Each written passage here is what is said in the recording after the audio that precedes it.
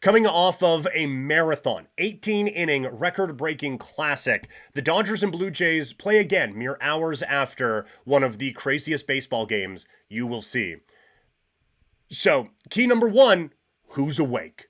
Key number two, let's talk about it in our Game 4 preview.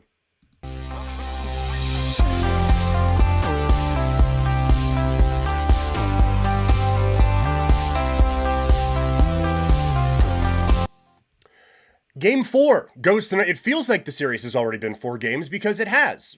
Just Game 2 was 2 of them. Luckily for the Blue Jays, though, it doesn't count as 2 wins, and they are back at it tonight.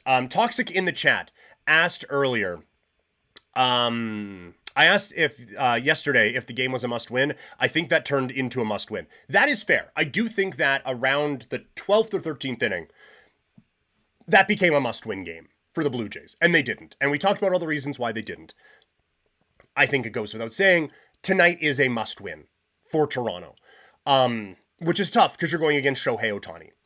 And I do think the way the playoffs have played out, I do think that the Blue Jays platoon setup is better against lefties than it is against righties.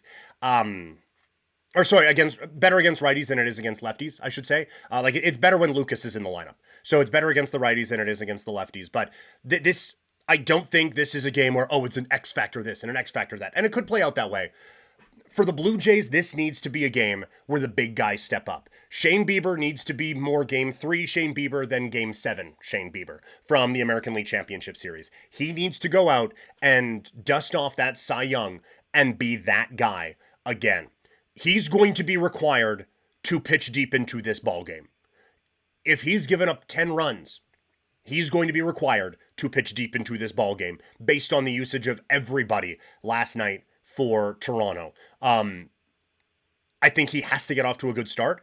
That has been an issue for him this season. This is not an easy team to get off to a good start against, but he needs to be that guy that can come out and just mow them down quickly, set that tone. It cannot be, guys, I know I have my good stuff. I know we're down 2-0, but I know I have my good stuff. Trust me. It has to be right from the word go. We see he has his good stuff, and the Blue Jays are able to roll from there. Also, the other one, this feels kind of obvious. Vlad needs to have his moment in this World Series. He had it in the American League Championship Series with the home run, with the sun setting on T-Mobile Park, and that just absolutely movie-esque shot that he had. He had it several times over in the divisional round against the New York Yankees with the bat tosses and Yankees lose and stuff like that. Like he has had those.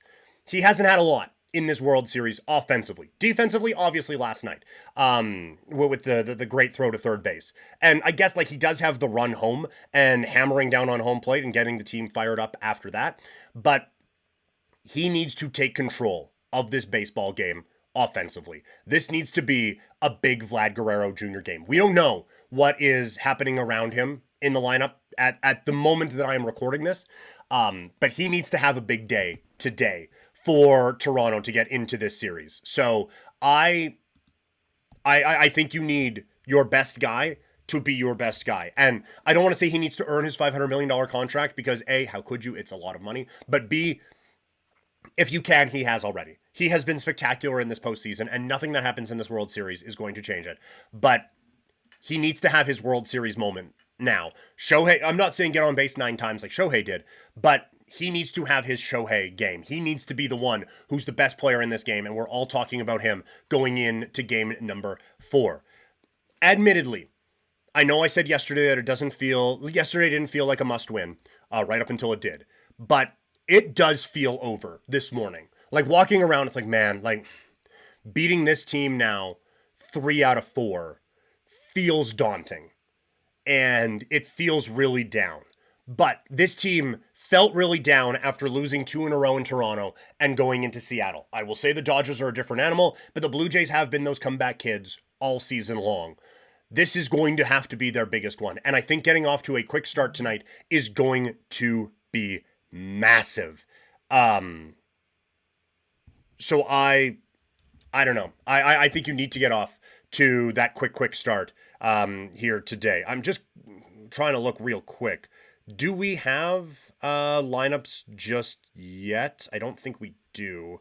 Talking Toxic is asking, who do you lead off with if Springer can't go? And I think that's an excellent question. And I don't really know the answer to that one. I think Lucas is a pretty good bet if you can get him back into that focus of just get an on base, man. Please, could you? That would be great.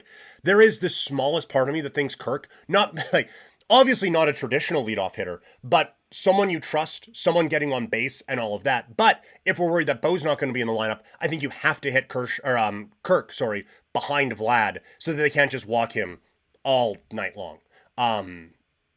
Bo, I think, would be. I've always thought Bo would be a good leadoff hitter because of his eye at the plate, and just his ability to get on base. But again, having him be able to stretch the lineup out would really help this team that much more. So I think that he is probably not the option. So it probably comes down to like Lucas, maybe Ernie Clement. I mean, none of them had great games last night. So none of these feel like awesome suggestions today. But Lucas would probably be the one that I would suggest at this particular moment in time, to be the leadoff guy for Toronto. But yeah, like it does. It feels done. But Toronto has come back from it before. And I will say, if the Blue Jays can get this one, I still think they're a bad matchup for Snell. And I think they proved yesterday that they are a bad matchup for Glasnow as well. The Yamamoto part of it is really scary, which is why, like, 3-1, whatever. Like, that really feels done because Yamamoto, you know he is lurking one more time in this series. But because of how Toronto did against Snell and against Glasnow. Now, Dodgers fans would say there's no way they're going to have that bad of an outing again, but the Jays did this to Kirby in the championship series. They can really wear those types of guys down. And when the concern is, well, if he's on, he's really on. This is a really hard Blue Jays team to be on against when you do have some of those command issues and everything like that. So I still think they stack up really well in 2 of the 3 matchups that would be remaining after game 4.